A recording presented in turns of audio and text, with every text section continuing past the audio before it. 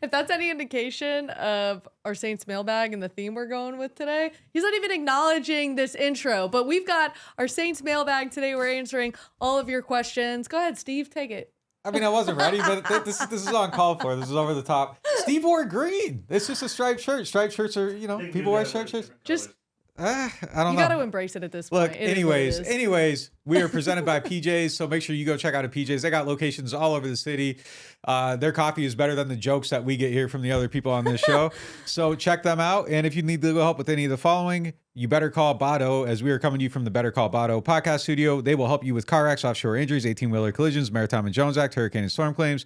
You better call Bado at 504-323-7777 or 985-303-7777 for your free consultation and case review.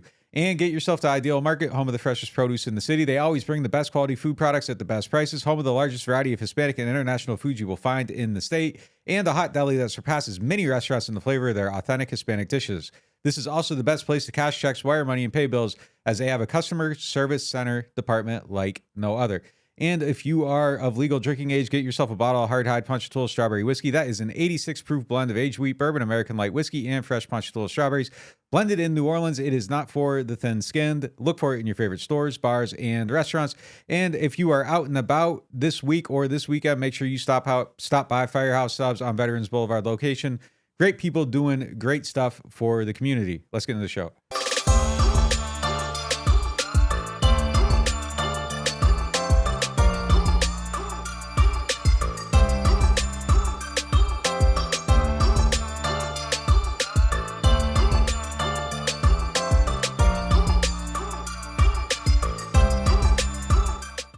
Eventually going to get through this Saints mailbag episode. I think it took us probably 30 minutes just to get into this because, as Triplett pointed out, we have brought you the perfect Saints mailbag. I'm in blue. You look like Steve. Brady gave us the bark to start this I got about 3/4 the way Clues. through the song. Would we lose viewers or gain viewers if we brought the Blues Clues audience into Oh my gosh. If we didn't get a copyright, we would definitely do it. Brandon at least hit it perfectly, the little Blues Clues bark. But Saints mailbag, we finally get to hear from the fans. I'm going to try to say these Twitter names correctly. So for the future, if you submit for the Saints mailbag, please send us your real first and last name in that Twitter or in the tweet replying to Nick, or if you guys comment on the you YouTube want phonetic page. spelling? No, but you'll hear it in some of these Twitter some of these tweets. All right, let's start with the first one. Shout out to my guy, Jeremy. You know who you are. Yeah. We didn't say your name right. And, Not Jeremy, right? Yeah, no, definitely it's not your Jeremy. guy, not Jeremy. Not Jeremy. No, he let me have it in London for messing up his name. His friends were there. It was a scene. It was a scene. Yeah. All right, well, we're going to get the first one right. At JazzyKing327, with the exception of Saints vs. Falcons Week 1, 2022, what's your favorite Saints game in the post-Brees era? This is easy for me. It was probably the most fun I've had watching a game, Saints top 5 probably overall since I started covering the team.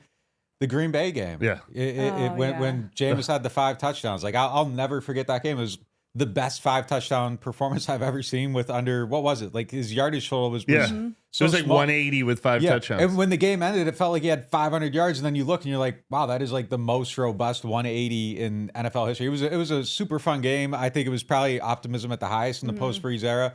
Like, you're watching that game and you're like, man, if like Sean Payton did this with Jameis, like Sean's a Hall of Famer. Like that was like the conversation I had with T-Bob the next morning on OTV. Like it was the most fun I've had watching a game.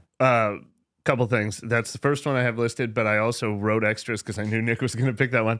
And the context was what made that so special because it was week 1. Mm-hmm. It was the first game in the post-Brees era, and it was after they had evacuated for the hurricane to Texas.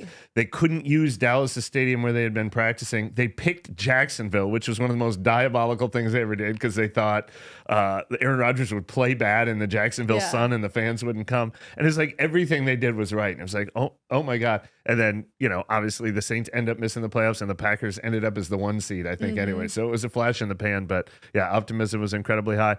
I have a couple more listed. I think they're probably their best performance with their special defense is beating the Bucks 9-0. That's mine. Yeah. Okay, well, I'll let you talk more about that. It's the one that got Dennis Allen his job. Yeah. For a brief moment, week 18, when they beat the Falcons 30-20 last year, they were in the playoffs until the Rams blew it against the 49ers. So there was like real joy, like they made the playoffs from it. But I'm going to go just because I've covered this team for a long time and I've never watched anything like it, even though I had to watch it on TV. When they went in the cold in the wind in the Browns 17-10, this would have been an easy number one if they would have used Taysom Hill the whole time and just said, stop it. They used just enough Taysom Hill. And it was such a unique circumstance and they won.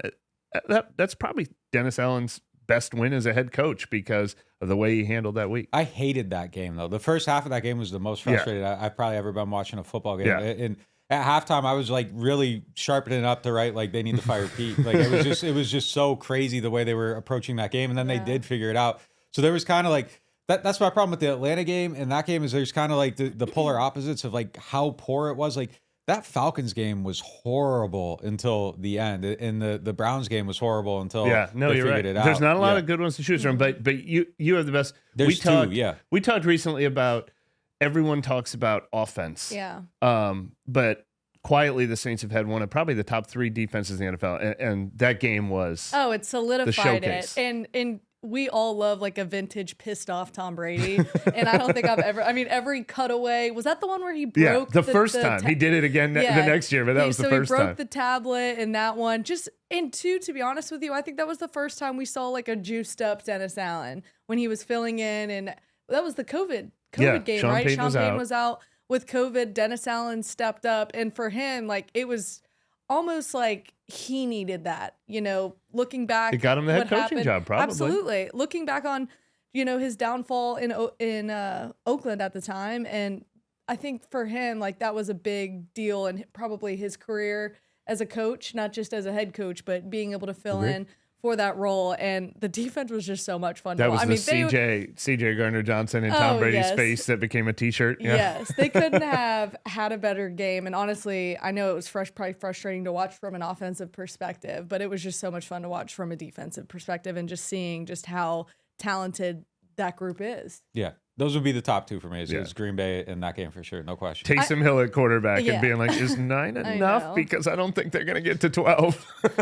This was still during the Brees era, but to add this in, like that Teddy Bridgewater 5-game run was also so much fun to cover. That was that's when I decided week 2 of that 2019 season that I was coming back. I was in Miami covering a Patriots game. Antonio Brown's playing. Breeze's thumb breaks, and I stopped watching that game, and I was just watching the Saints, and I was like, no, I'm leaving. Like, this is it. Like, I don't want to be there. This is what I should be doing. I'm in the wrong place. Like, it's just one of those moments in life where you're just looking at it, and you're like, oh, man, all my choices were wrong. Like, and that game hit like that for me. But that's also because you wrote the Tom Brady towel moisture story that week in Miami, and you're like, I'm not going to write anything better on this beat, so my job here is done. That's still maybe your finest hour. It's like Brandon Coleman, I made my 25-yard catch. All right, I'm done. I'm out. I made my play for the day. How quickly did you come back after that decision? I started making phone calls that week begging. I begged every outlet in the city to give me a job. Nobody would give me a job. And I pitched the idea that I had for NOF basically to other places like, let me write online, sell subscriptions, pay me this. You can make everything over this price. I'll make like a small cut and I can earn my money off of what I actually make you. Nobody saw the vision, and I started telling them, like, well, I'm going to do it. And they said, good luck. And I said, all right, I'm doing it. So that's how it happened. And then you pulled us in. We believed. Hey. Yeah. Now here we are in our beautiful our Better Call Botto studio. Better Call Botto studio. Well, and I think that's a story we can get into for a later date. I think people would like to hear that. Kudos to Better Call Botto for being in on the ground floor. One of the first guys. There we go. All right. At Austin... I can't remember. I think this is at Austin S1337. I actually really liked this question because it brought up something that we haven't really got into. We've talked about the safeties, but not from this perspective. Who do you think is in the lead to be the starting safety while Maye is suspended? Also, do you think Alante or Adebo will take snaps in the slot this year in a game? So I think the guy that's in line to be that person right now, if I had to bet today before training camp, I would say Lonnie Johnson might be the person to do it. I think he has the skills to do that. Abram is more of like a in the box guy. I think Jordan Howden's the wild card here, but I think it's a little bit too early to say he's going to be the guy to do it. Long term, I think that would be like kind of my sneaky bet. Like I would take the odds right now and throw some money on it because I think it's going to possibly pay off. But I think smart, safe money is Lonnie Johnson Jr. What was the second part? The slot? Oh, yes. And also, do you think Alante or Adebo will take snaps in the slot this year in a game? I think Alante will. I just don't. Yeah. Look, I'm willing to be wrong on Adebo. It's just when I look at that type of player, I see like the slow hips and I see him getting exposed. If he's by going like to 100 thrive run in for one him. position, it's not going to be in the slot. It's going to be outside. Yeah. And you get quicker guys in there. So like if your hips are slow, like you can get torn up, just kind of, they're faking outside, cutting inside because you can go any direction from the slot. You can't really cut it down. You can't cheat. You can hide hips a little bit on the outside because you could just read the split and try to play to leverage and stuff like you can't do that inside. So I think it's a little bit risky to put him in there. But Chris Richard thought he was going to be the guy in there. I kind of feel like DA sees it a different way, but we'll see.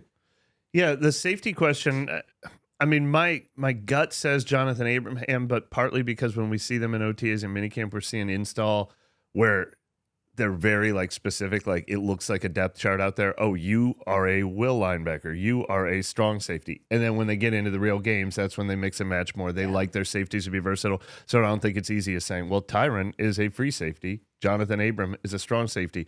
It'll be whoever they think can do everything on the field. They like interchangeable safety. So I'm not going to argue against that. I mean, I'll probably predict Jonathan Abram until we see it differently. I think he's but it could be either guy. Yeah, he's so limited. He's so limited. I think he's a more down guy. I see him more as like in that PJ Williams role. But look, we could definitely be right. We haven't seen enough to really have a super educated opinion. However, on the slot question, I believe in Bradley Roby. I think he's embracing it. I think he's got really good experience in it. I think he's the slot. What's interesting is there will be injuries. So if let's say Alante Taylor wins the outside job, which I think we're predicting, and Bradley Roby is the nickel, and then all of a sudden Bradley Roby goes out with a hamstring, calf strain or something like that, do you move Alante to the slot and Adebo outside, or do you bring Adebo into the game and put him in the slot? Like what's the importance of, is the slot where the fifth guy goes, or is the slot where, well, Alante's better at the slot, and so Adebo goes outside. Those will be the kind of interesting things we see. But if we're just talking everyone's healthy, how do they line up? I think it'll be Alante or Adebo on the outside, Roby in the slot. That was such like a specific injury prediction. I feel like you just put a little voodoo on him. You could have just said he gets hurt, but it's like I don't know people why get a calf strain. I don't know why I said that. Okay. Put it on the board if he gets a calf strain. It's on, Mike. Yeah, it is. I mean, you know why? Because it just happened too much last year. It happened every quarter last year. Yeah. And to be honest with you, the fact that they just have depth at safety, I think it's more of if you were to ask the question, like, are you worried for when that suspension comes? I think we can all agree that no, they do have enough guys in the room that they can maintain while he's out. Yeah. Yeah, well, Jordan Howden is one of the guys who this summer. Yeah, I think he's one of the guys this summer that made us feel differently about depth. Look, I think I watched him again recently. Like, I think he can do everything. Like he can do everything. He can play deep. He has great instincts. Really might be him. He can sit and read the field and like kind of jump into lanes and make plays. He can cover out of the slot. His man coverage is good. His zone coverage is good. I like him. I like him a lot. Like I think he could really be good. Maybe we should just make that our pick. Put it on the yellow sheet. Nah. It's not going up on the wall yet. It's too soon. Yeah, too soon. All right, this is my favorite Twitter handle out of this group. Rashid Shaspeed. Oh, okay. All right. Okay. Yeah, I'm using that for my fantasy team. Who is your breakout player of the year, and which position are we weakest at? We as in Saints, not we as. Oh, those are two. Okay, two separate questions. I'm gonna let Mike go first because he's gonna cheat and pick a non-player. All right. Yeah. Okay. So. I don't know why I think Juwan Johnson is eligible here, and like Chris Olave and Alante Taylor and Rashid Shaheed aren't. But Juwan is just I picked him because I think we're talking break into the next level. I think, especially because I pay attention to a lot of fantasy and talk a lot of fantasy. Juwan was always should I pick up Juwan Johnson and use him during this bye week kind of guy. 42 catches, 508 yards, 7 touchdowns. I don't necessarily think he's going to the Pro Bowl this year, but I think he's going to be the next tier. I think he's going to be talked about and just widely accepted as a top 10 receiving tight end in the NFL this year. I think he's going to break into that category. I really believe in him being a legit guy and not just like a novelty that's a part-time player on this team. I would argue he already had the breakout season. Yeah, Like, that's fair. That's fair. But I think he'll take it, another level. I don't think Chris Olave goes from 1,100 yards to 1,500 yards. I think Juwan can go from this to another level. I really do. Yeah, I think there's definitely another level. I think Olave has another level. Shaheed does. I'm just like, for the local audience, I feel like that's not they know, so sure. I kind of wrote a few of those down, and I wrote cheating next to him on my list. I kept going because I was like, I'm not going to take him. I'm like, nah, I'm cheating. I didn't want to talk about Zach Bone anymore. So like right. So it's like I settled on Kalen Saunders because I feel like locally people are sleeping on him, and I think he's going to have a good season. I think he's going to start. He's going to make some plays. I think he is ready to kind of go from being like a backup to a starter. Sure. And that's it. No, that's a good call. And injuries have kind of held him back, but the talent's always been there. So that's a good call. Yeah. Wish I had thought of Colin Saunders. Based on what Colin. It's Kalen. Yeah. I said Kalen, and it's Colin. He's going to break out that so much that you're going to know his name. Yeah. Well, have you guys noticed too, like the way Dennis Allen talks about Brian Brzee, if he doesn't have a breakout year, something's wrong. He either had an injury or honestly, that's my only excuse, because the way they're talking about him and just the quickness at that position, and he still has the size and the frame, I think he's going to be the one that breaks out. Yeah, he's a first-round pick. So, I mean, to be a breakout, quote unquote, as a first round pick and exceed expectations, I mean, that would probably put him on like a short list of like defensive rookie of the year. I mean, he has that upside potential. I mean, I'm not expecting it, but it would sure be nice. I don't know. Like, if he hadn't been through all the stuff he had been through in college with the injuries, the death of his sister, the infections, the water weight, all that stuff, like he probably would have been a top 10 pick. Like he was the best player in the country going into college. His college career was filled with adversity. Like, if you eliminate the adversity and he can just play football without all this stuff going on, I think he might have a shot. I think he's stronger because of that adversity though in the Definitely NFL. possible. Like, I think mentally, we see a lot of these guys come into the NFL and they struggle in their first year because just the volume of information and the speed at which the NFL, like the just massive difference of speed in NFL and college football. I think all of that adversity is going to give him a leg up in his rookie season. You get those calluses, and then you just remove all these factors that were working against him nonstop every single year. Like there's I think that he could be a guy that has better than he something was to in play college. for. And it's funny because the second half of this question was, what's the weakest? You picked a defensive tackle, you picked a defensive tackle, and I wrote the defensive line. If you guys are right, then I'm wrong. But that's definitely the prove it position. I mean, offensive line isn't the weakest in talent. It's the weakest because of injury concerns. D line is the one where there's talent questions. Carl Granderson has to prove it. Peyton Turner has to prove it. Brian Brzee and Isaiah Foskey have to prove it. Colin Saunders has to prove it. And Cam Jordan has to prove he can keep doing it at 34. D-line is the one where I wish there was more proven talent, but there's a lot of guys who could do it. I think specifically for D end is the weakest position on the team. And it's based on a lot of it is depth. That's what I was looking at. I was having a hard time picking a position group just based on talent alone, but there are some group like linebacker.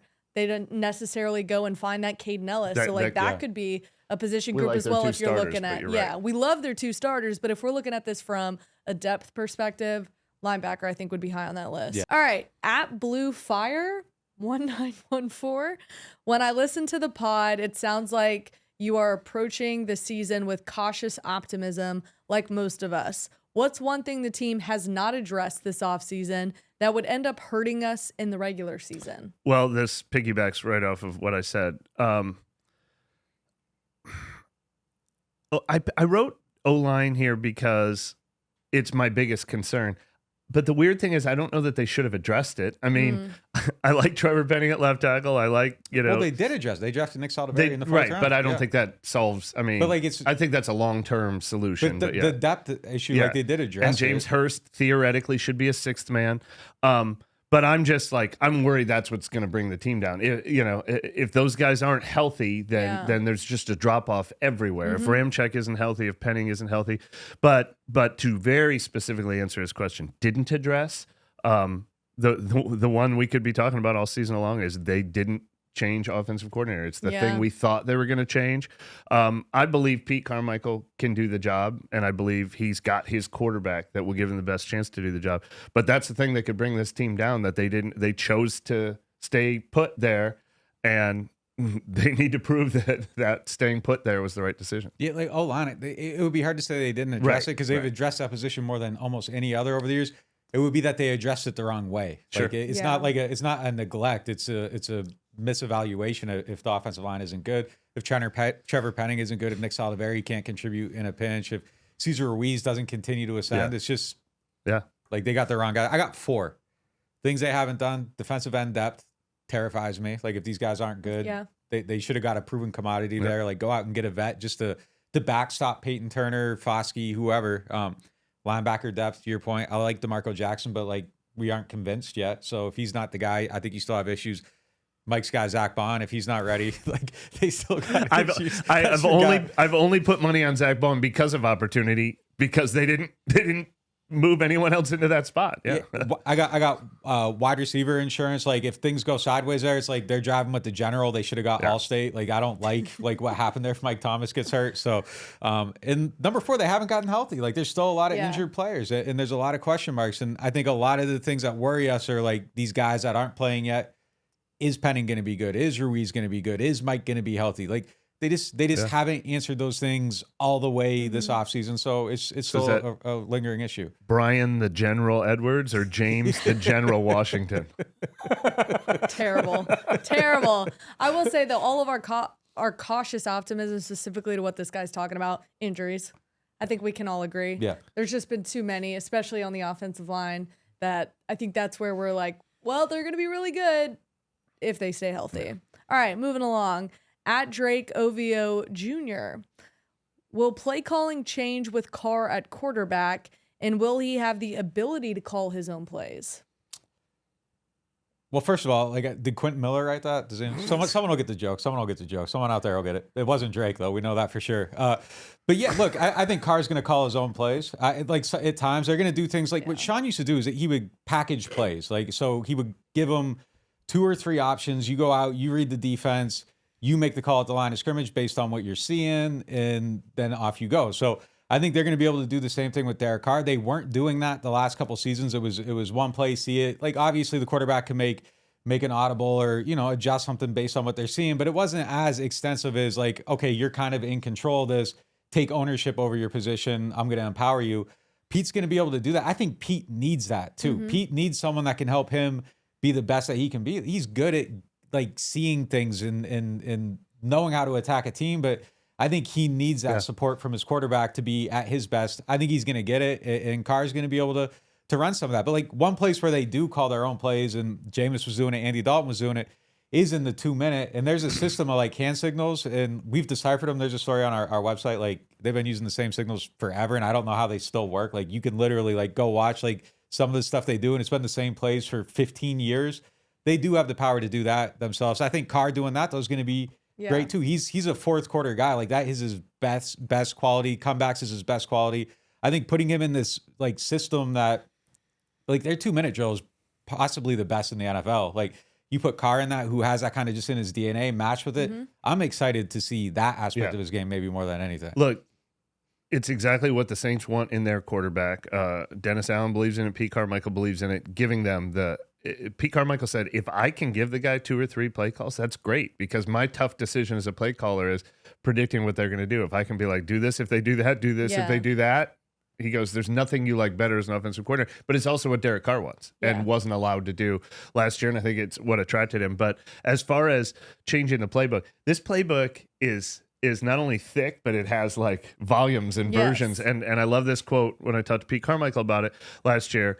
He said, when they talk with Derek Carr, he goes, there's stuff probably in, let's call it the archives. And he said, oh, okay, he likes that concept. Let's bring it back into the fold. So it's like they've done it before, they've gotten away from it, but they have it. And those are the ones they're going to sort of reinstall what fits Derek Carr. It's like when you go to a old teacher's closet and you pick out the biggest binder and it like drops and dust falls out.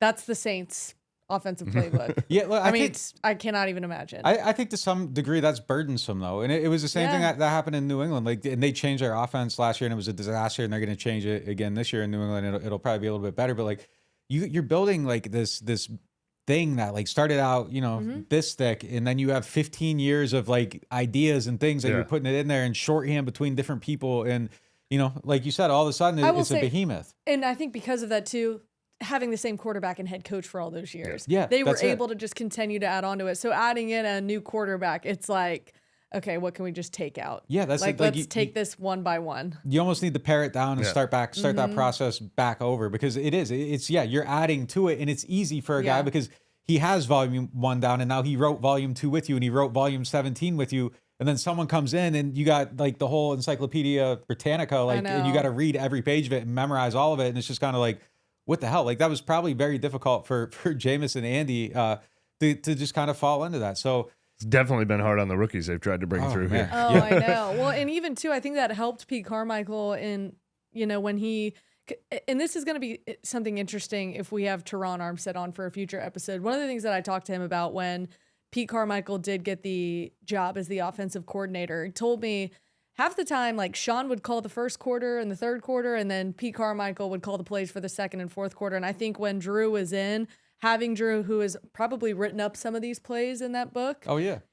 Knowing it and him being able to ad-lib probably helped Pete Carmichael. So having a quarterback who is not necessarily able to do that yet, I think maybe that's where we saw a little bit of the struggles last year in the offense and why it looked boring. Like, because you didn't have that quarterback that was ad-libbing on the fly, and maybe we'll see that change this year. I think we will, at least with Derek Carr. I think it's probably harder too for like a guy like Pete that's been with Drew forever, and you kind of can just take a lot of stuff for granted, and then all of a sudden you can't. I think, look, obviously Derek's not Drew by any means, but I think there's some stuff that you can probably take for granted with him because he's been a starter for so long. He's similar systems and all that stuff. He knows how to handle the responsibility. Like, you might be a good coach with certain types of players and maybe not others. Like, we aren't calling Pete like a world-class coach here. I think it's pretty clear that he, you know, there's limitations to what he can do. But I think with the right person, his mind can be an asset instead of like a hindrance. And I think Derek might be the person that can help him. But I very, very much think the jury's out on that. And, you know, I'm not placing any bets on Carmichael at all. All right, moving on. At Dig What I Say, in my opinion, the risk of signing Cam Jordan to an extension is too high. Why not wait until season ends? What is the cap ramification if he's not extended? I kind of agree with this in some respects. Like, if it was a clean cap situation, the whole wait and see, because he is 34, and at some point there is going to be a drop off. You don't know when it's going to be. I'm not betting on that drop off this year, but in a clean cap situation, I think it would be practical to wait until the end of the year, but it's not a clean cap situation. And if he is not on your team next year, you're paying him $23.3 million against the cap. So if he's someone that's going to be around and you kind of already have this massive boulder, I would just keep kicking it until he's gone and worry about it then. And, you know, if you're looking at it as like a fixed asset, which they don't do, but in some cases, I think you have to. And this is one where it's just like, well, there's a $23 million hit. So when Cam leaves, you need to draft someone and be cheap at defensive end, eat that money then and kind of move on. So I would do it now. And look, if you can get him at the right price, I think it's still smart to do it. Like, he's at $17.5 million a year on average. If you could keep him at that price, I would be fine keeping him till the very end, till there's nothing left. Like, TJ Watt's $28 million. So you're not like at the top of the market. I think he's worth 17.5, probably even a little bit more. I don't think Cam's trying to kill him on the contract either. I think he wants to finish his career here. I think he wants to win. I think that's just give me enough money so that I feel valued and respected, and we can keep doing this forever. You nailed my answer in the last sentences. The motivation to do it is because you're getting a hometown discount from him. I mean, the last time he redid his contract, he signed it on June 12th in 2019 and became the seventh highest paid defensive lineman. He's not trying to reset a market. He's just trying to be like, hey, I'm 34. I don't want to get hurt and then I'm, done for. Just do right by me, because I've already said I want to finish my career here. I'm not going anywhere. Just do right by me. And that's why deals get done with Cam Jordan in June. It's why deals get done with Demario Davis like every July or before the season starts off, because those guys are just like, just do right for me and my family. I've got a bunch of kids. I got a wife. We live here. I don't want to go to free agency next year. You can make me the seventh highest paid, right? So he was the seventh highest paid defensive lineman at that time. Now he's tied for 17th. There's 15 guys making 20 million plus. He's making 17.5 million plus. He's not trying to reset the market, but like all of a sudden he's about to be bumped outside of the top 20, and he's like, I'm still in the top 20. Just whatever's fair, let's do it and get it done. To your point too, I don't think Demario gets enough credit for being like the most team friendly guy like in the league. Like his contract is super low for what his talent level has been. over the Multiple years. contracts that he signed with this team. And he's never come back and tried to be like, no, you know what? Like I was, all pro. He's just cool, whatever. Like I don't think enough people give him enough credit for that. But it was important to him last summer, and I think it was part of why he wasn't around for a lot of OTAs. Is I just want the long-term assurance. Can you just tack another year's guarantee on it so we're not worried about it? It still wasn't, and it wasn't a lot of money. It was just that's what I mean. He doesn't come for the top of the market. Just take care of me. Like he does. Those guys, like, that matters, especially in this situation where the money is tight. When your best players aren't trying to break the bank, I think that also sets a tone for everybody else in the locker room too. Not everyone's going to fall in line with that, but when you can go and say, "Hey, DeMario and Cam are doing this for the team. You need to do this for the team." It carries a little bit of weight. So I think that stuff is important. And credit to DeMario Davis too. A lot of that money he's earning is funneling into the community with a lot of what he does. So. Same with Cam, who I would understand if he asked for more, just because of all the foundation and all a lot of where his money is going. Just because he's good, he can ask for more. He can spend his money on whatever he wants. But to that point, no, this is a great human. Yeah. All right, at Austin Peterson, which rookie flourishing would have the greatest impact next year? Okay, so next year is what they're asking. That's what it says. It said next year. You took it that way. Yeah, it's this upcoming season. He's asking about a rookie this upcoming season. This is the next season. Okay, no, I was interpreting, good, this guy's flourished, so now we're set at that position. This guy, we might, if it's Kendre Miller, they might not, they might trade away Alvin Kamara, that kind of stuff. But we'll say this year. Yeah, okay. That would still have the effect in the next year. So I mean, it's back to the defensive line again. You talked about what Brees' ceiling could be, but I'll go with a guy we just don't talk about as much. I'm going to go with Isaiah Foskey for the simple reason that if you're telling me they're flourishing, that's the position I would want someone to flourish at more than we just talked about all the defensive linemen in the NFL making $20 million a year. If Isaiah Foskey turns into be a steal, like what was TJ Watt drafted, late 20s or something like that? There's nobody that they drafted this year that I would rather have turn into the stud of this year's draft class than the edge rushing defensive end. I'm going Brees. I think that's where they need. I think interior pressure is even more valuable than exterior. He does good. I think everybody else does good. So for me, it's Brees for sure. Awesome. That's the position I think we've hit it 3 different times now. The one we're most concerned about, the one where guys need to break out. Yeah. This is another one I don't know if I'm going to pronounce it the right way. All right. At Crucice, we're just going to roll with it. Biggest draft need next year, first round pick. Go ahead. All right. I struggle with this one, but I think it's the one where the guys are older. I mean, I guess I'm going to say linebacker because we just said it's DeMario Davis, Pete Werner, and nothing but question marks right now. And even though we kind of like what we've seen briefly from DeMarco Jackson's potential, one of these days DeMario Davis is going to start acting his age. So I wouldn't be surprised at all if we go into next year making line. I mean, again, we could answer defensive line for the 5th time, but I'll go linebacker for that reason. D end is one for sure. If these guys don't hit, you gotta invest significantly, free agency or the draft. It's going to be a major need next year potentially. Peyton Turner especially, like that's the guy that I kind of got targeted on that. Like he's got to give them something, and Carl Granderson has to be the guy that they believe he is. I'm not there on Carl at all. Like I got to see it. And then the second one is guard. Like they're going to need a guard. If it's not Nick Saldiveri, maybe he ends up being the guy that kind of ascends up. I know they had a pretty high draft grade on him, so maybe he has that potential. But if not, you're replacing 1, maybe 2 next year, and it's a big need. I think depending too on injuries, I wouldn't be surprised if they fall in love with a tackle in next year's draft, an offensive tackle. Like That's true. Ryan Ramczyk, where's he going to be? I know we've predicted him to be a stud this year, all pro, things like that. But unfortunately, injuries are always right around the corner for I don't know if we're predicting linemen. him to be all pro. Just he still has it if he has a healthy good that's season what I mean. with the right quarterback. We had talked about on the show. Like what level of player, what level of Yes. talent he has. Yes. And obviously Penning. I mean, well, you sure hope that you would like to think that's the one position they don't need to touch because you've got a healthy Penning and a healthy Ramczyk. But it's practical. It depends. Again, you trade one of them if you got to too. Trade Ramczyk if you get a young guy. Maybe kick somebody inside if you need to. There's different things you can do. But I mean, it's definitely something that, depending on how the season goes, it could absolutely be an It's insane we can talk about it that way. It's insane that it's not just something dismissed completely out of pocket because they've just not drafted great in terms of injuries and performance on the offensive line. It's been disappointing. Mm-hmm. All right, this is my Sean Payton. Good question. Good question. At Torfino7, do you believe that Mike Thomas, is doing one final year with the Saints and then shopping around, or do you think he wants to be a Saint long term? Well, Mike said himself recently that this is where he wanted to be. He didn't want to go anywhere else. And I think Mike's a guy that likes an atmosphere. And when he gets into an atmosphere that he likes, I think that he probably wants to stay within that atmosphere. So if this is a productive atmosphere for him, he remains comfortable within it.